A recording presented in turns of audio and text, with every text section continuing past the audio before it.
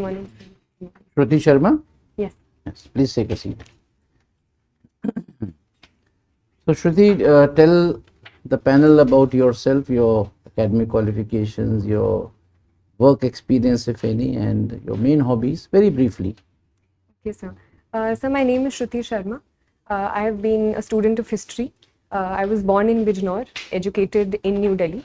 I completed my graduation from St. Stephen's College, and currently I've just started my post-graduation in sociology from Delhi School of Economics. And I am constantly like to learn new things and explore new cultures through language, food, books, and cinema. And I'd like to see myself as an optimist. So, Shruti, uh, you are a graduate, and you have done MA also in sociology. I've Delhi just School of started my. Economics. Sorry? I've just started my MA. You have started. Oh, you have started this. So, with the Stephens, in your background, and with the Delhi School of Economics, both are so internationally known institutions. I do not know what you had in mind initially, but why civil services? So there are a number of reasons why I want to pursue this profession. Firstly of all, sir, I believe that I have had a certain privileged background, and therefore I always wanted to do something in which I could give back to society in some way and bring about some sort of change in people around me and give other people an opportunity to have the sort of privileges that I have had, sir.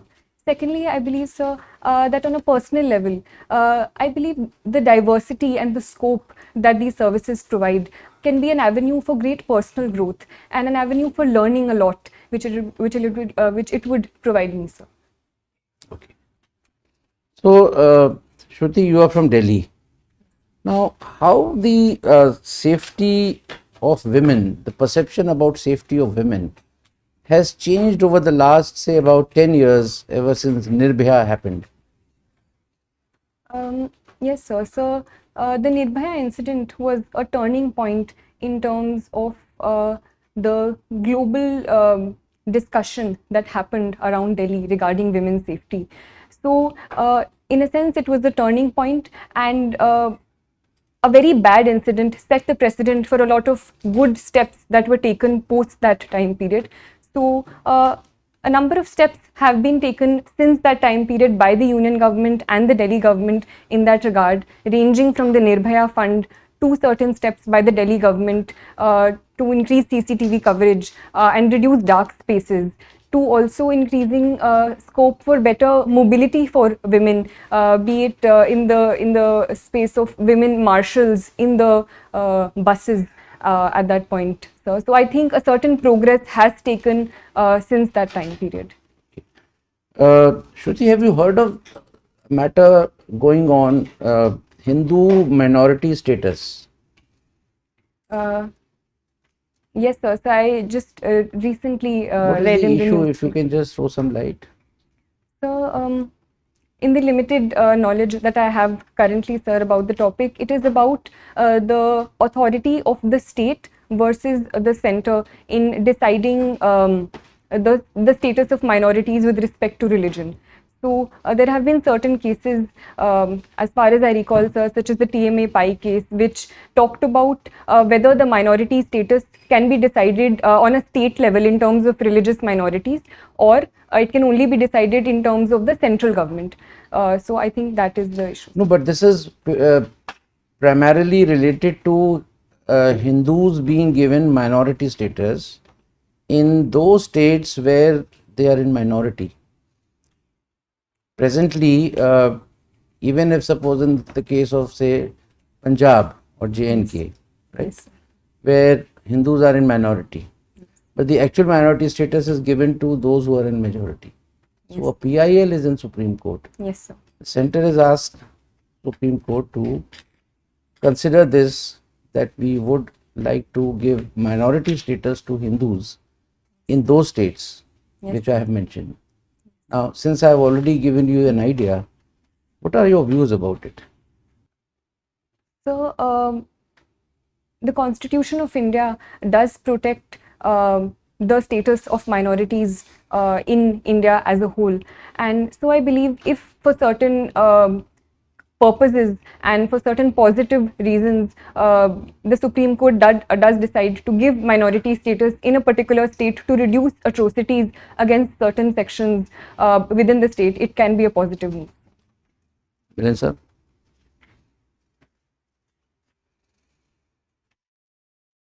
Question, I'll take it on. You see, the Supreme Court does it.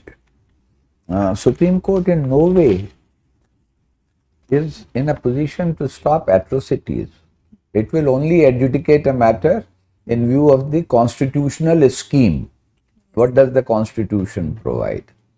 So, how do you think it would stop atrocities on minorities, religious minorities at that?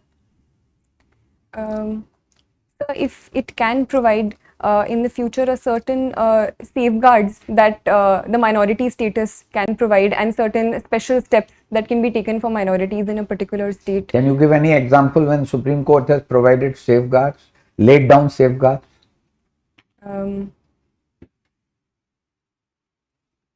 You heard of Vishakha's case? Yes. Okay. You've been a student of history. Yes, sir.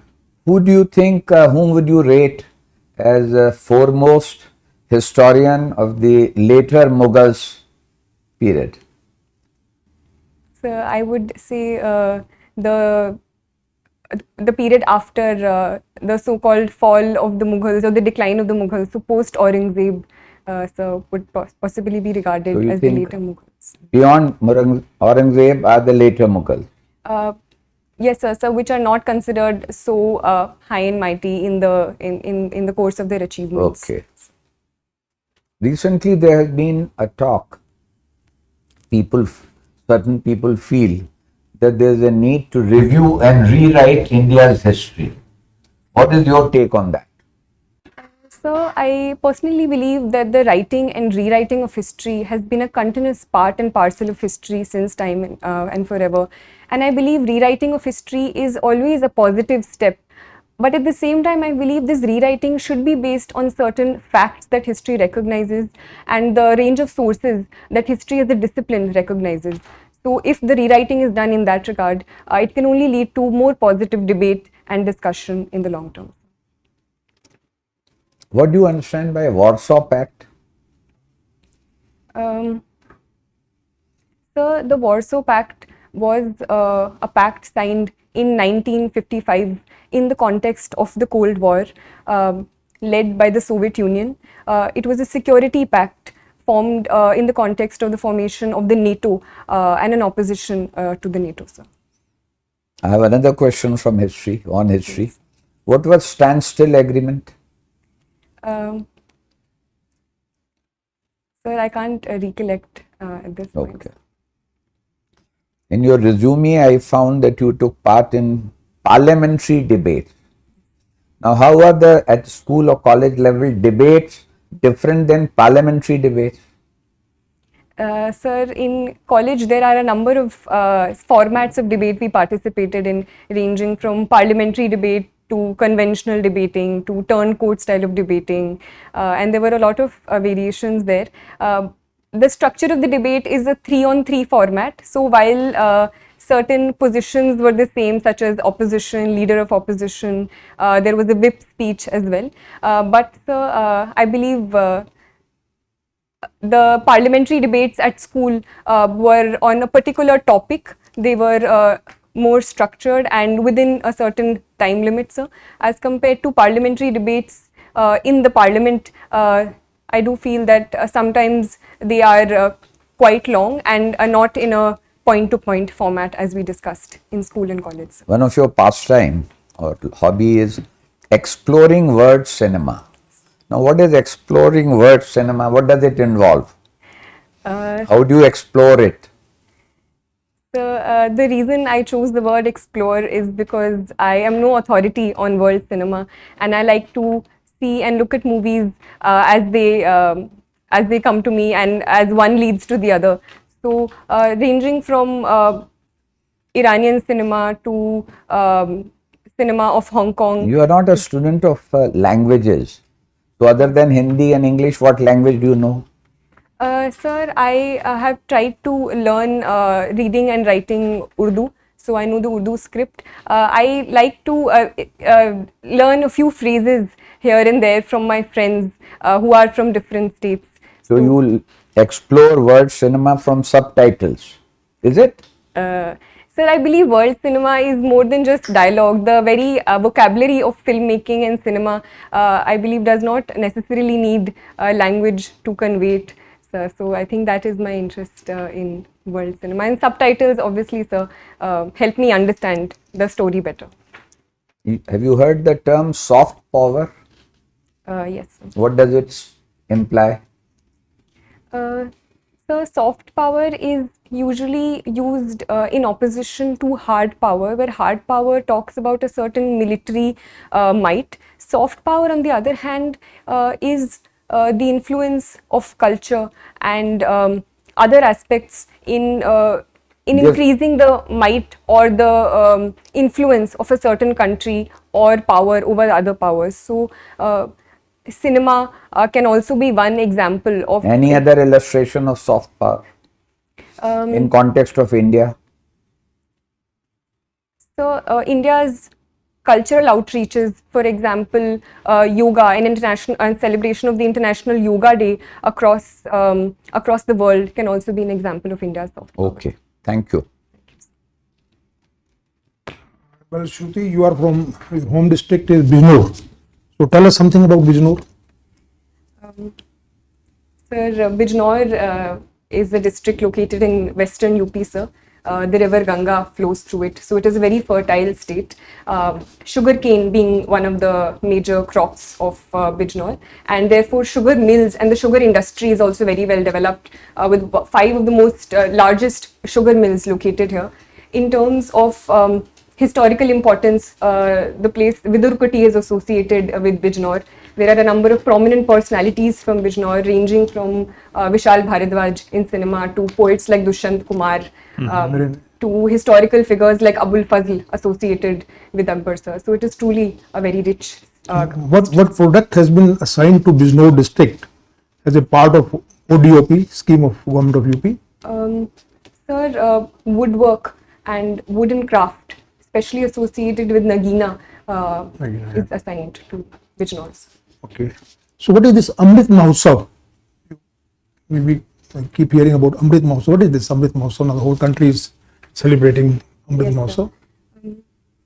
Mahotsav. Sir, the government of India is celebrating 75 years of India's independence through Azadi Ka Amrit Mahotsav, where we are celebrating the Indian culture through performing arts, through our handloom, through celebrating our history. So various steps have been taken under this, ranging from establishing tribal museums to organizing certain cultural events to organizing quizzes related to India's culture on online platforms as well. Okay.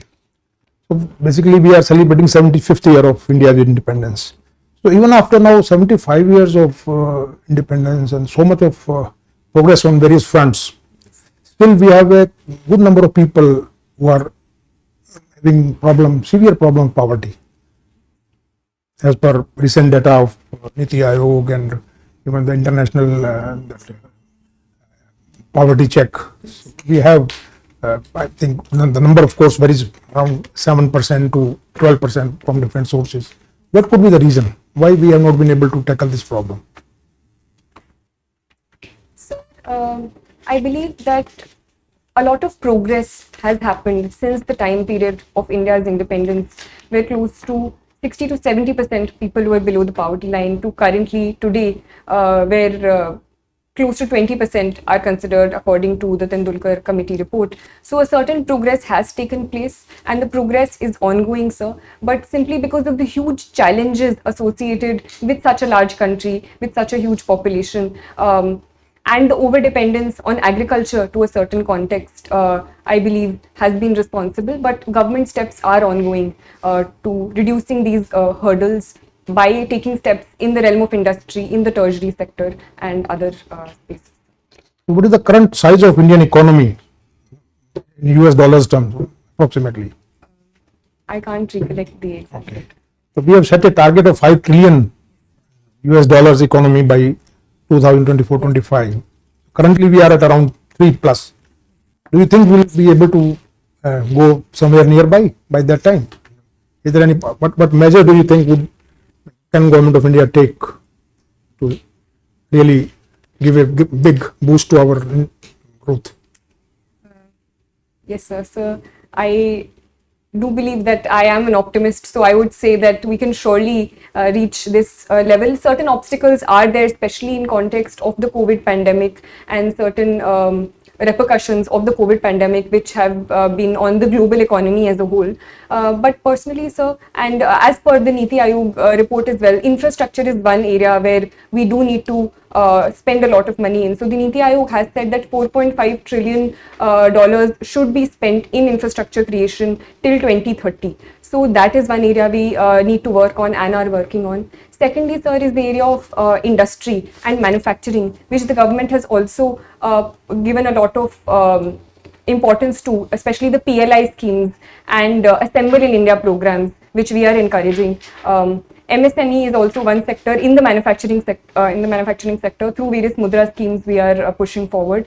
Thirdly, sir, is agriculture, because more than 50% of our population is dependent on agriculture, and unless and until we tap on that front and diversify and add more value added products to agriculture, that can't be done. So in that context, giving importance to food processing industry is important, and bridging the gap between the farmer and the market through technology is also one step.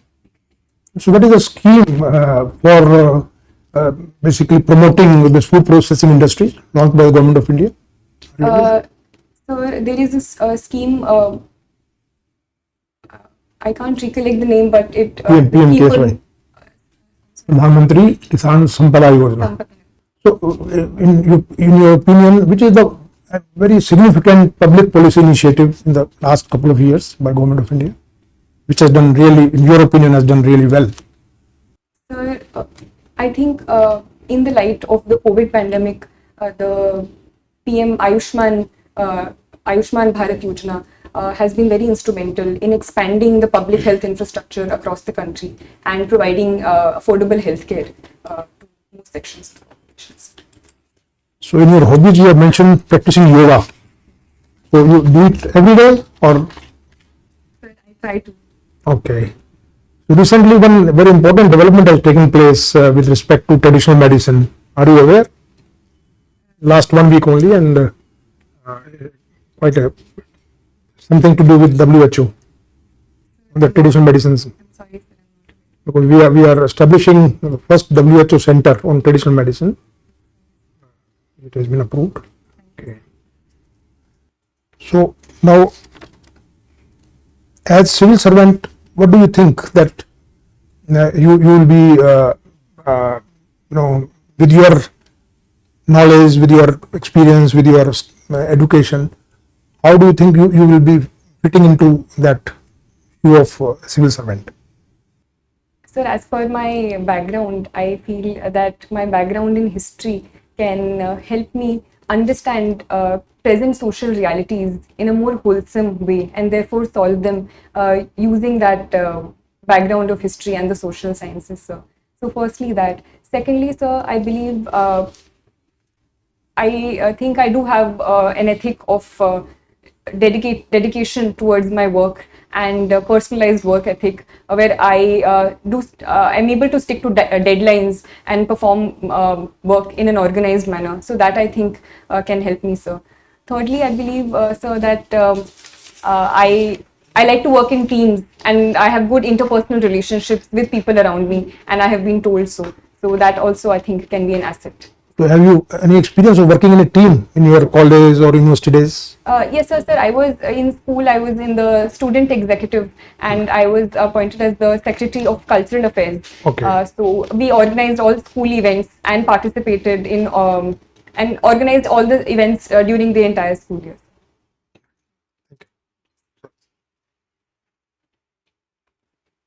Shruti, You're a student of history Yes. and you have sociology, you're studying sociology. What was your optional paper in the exam? Sir, it was history, sir. It was history. Yes. Okay. What stand has India taken on the Ukraine war? So India has taken multiple stand on the Ukraine war. It has taken a very assertive stand in first and foremost condemning the violence perpetrated by both sides. So, and it says that it is bound by the UN Charter and stands for UN Charter and territorial integrity and sovereignty of any nation. It has also been talking to both sides and arguing for and asking for a position of dialogue and diplomacy to solve the war and a complete cessation of conflicts.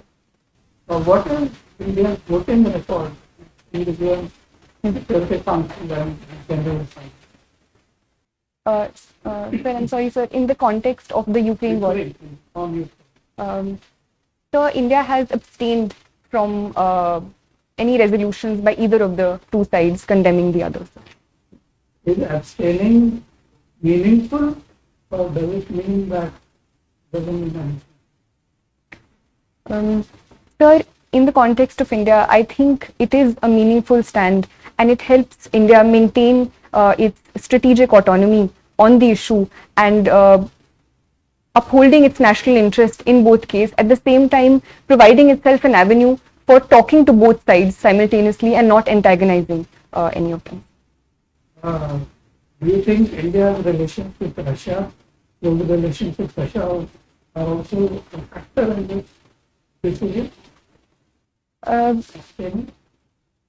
Sir, I believe that India has categorically condemned the violence that is happening. So that is a constant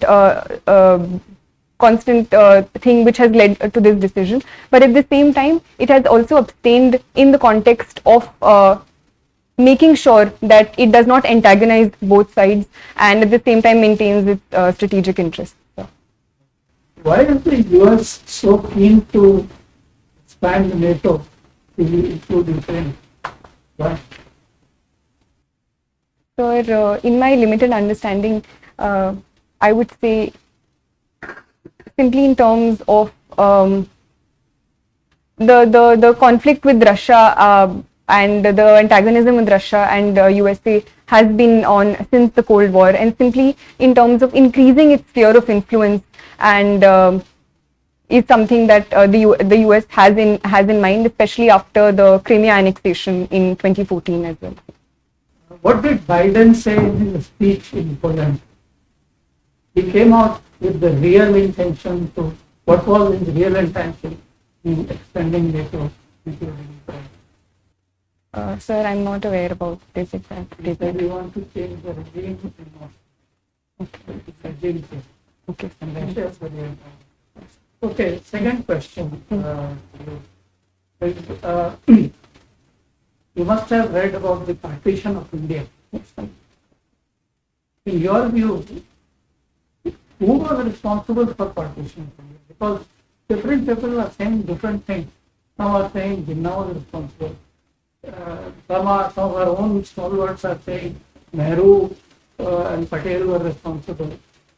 In your view, who was responsible? So, so the unique thing about history is that we never get very direct answers in any case. So there is always a conflict of interest. And I personally believe it was a sum of many things together which led to the partition. And it was especially the political developments which happened in 1946 and 1947 due to the political violence and the violence which happened in Bengal and Punjab during that time, starting from the Direct Action Day, as well as the role of certain politicians such as Jinnah, and the political mobilization that happened after that, which ultimately led to the partition, along with the role of the British governments. Who was the person or the party responsible for demanding the partition of India? Sir, it was the Muslim League led by Jinnah. Masters in sociology. Okay. So tell me, is an individual shaped by society? Yes, sir. Sir, I do believe that an individual, right from his or her birth, is constantly shaped by the society he or she lives in. Okay. What is your view on taxation on digital currency? So this was a step that was taken in the context of the current budget, and where cryptocurrencies have come under taxation, sir.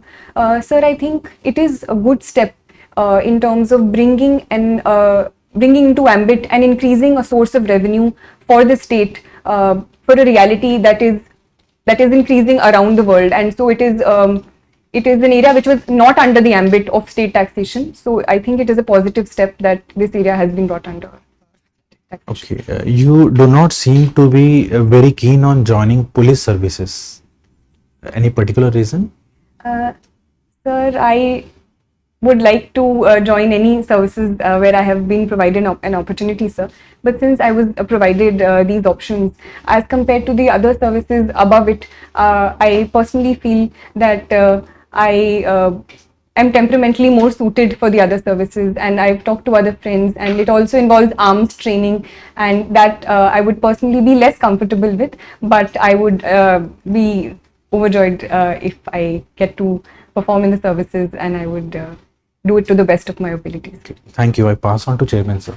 Shruti, we have asked quite a few questions Yes. so far. Any question which any topic which we may not have covered, or some topic which may be of your choice, you would like to ask the last question from the subject of your choice? The poetry is something that I So really- poetry, tell me which kind of poetry you recite or write, English, Hindi? Sir, I like to read Hindi, English, as well as Urdu poetry, sir. But one of my favorite poets recently is Sarveshwar Dayal Saxena, sir. So tell me, how have poetries helped in the India's freedom movement? The poetry is a very potent tool in raising the motivation of people and raising the sentiments of people. So poetry has been a very important part of the freedom struggle as well. One immediate example that comes to my mind is Faiz Ahmad Faiz Subh-e-Azadi, which was in association with the freedom struggle and the partition specifically. So thank you, Shruti.